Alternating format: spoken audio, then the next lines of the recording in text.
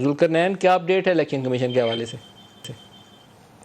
ملک صاحب آج اعتراض کیا گیا تھا عمران خان، فواد چودھری اور اسد عمر کی جانب سے الیکشن کمیشن کے نہ صرف دائرہ اختیار پر اور ان کے نوٹس پر بلکہ بینچ کے اوپر بھی، جو بینچ کو ہیڈ کر رہے تھے ممبر سے نثار دورانی، ان کے حوالے سے کہا گیا تھا کہ جن تقاریر کا حوالہ دیا گیا ہے فواد چودھری صاحب کی حد تک ان تقاریر میں ان کا ذکر کیا گیا تھا، کہا گیا تھا ان کے خلاف ریفرنس دائر کریں گے، اس لیے ان کو مناسب ہوگا کہ وہ اس بینچ سے خود کو الگ کر لیں۔ یہ اعتراضات آج الیکشن کمیشن نے فیصلہ محفوظ کیا تھا اور اپڈیٹ یہ ہے کہ وہ فیصلہ انہوں نے سنا دیا ہے آج، اور الیکشن کمیشن نے عمران خان کے، فواد چودھری اور اسد عمر کے اعتراضات کو مسترد کر دیا ہے اور شو کاز نوٹس جاری کرتے ہوئے عمران خان کو 27 ستمبر کو ذاتی حیثیت میں الیکشن کمیشن آف پاکستان میں طلب کر لیا ہے۔ الیکشن کمیشن نے جو درخواستیں تھی، جو ابتدائی جواب تھے، تینوں رہنماؤں کی جانب سے جمع کرائے گئے، ان کو غیر تسلی بخش قرار دیا ہے، جس کی بنیاد پر ان کے اعتراضات کو مسترد کیا اور ذاتی حیثیت میں اب ان تینوں رہنماؤں کو 27 تاریخ کو طلب کر لیا گیا ہے۔ 27 اسی مہینے کی 27 سپٹمبر، اسی مہینے کی 27 تاریخ۔